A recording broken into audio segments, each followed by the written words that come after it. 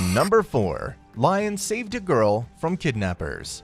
4 guys abducted a 12-year-old Kenyan schoolgirl while heading back from school in 2005. You wouldn't believe it, but 3 lions frightened the abductor away. The girl was kidnapped and kept captive for a week after this happened and protected the girl until cops came to save her.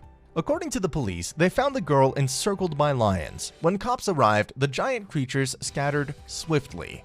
The kidnappers mistreated and injured her, but the lions never touched her. Lion specialists believe the lions intended to attack the child but were put off by her crying, which seems similar to a tiny lion cub.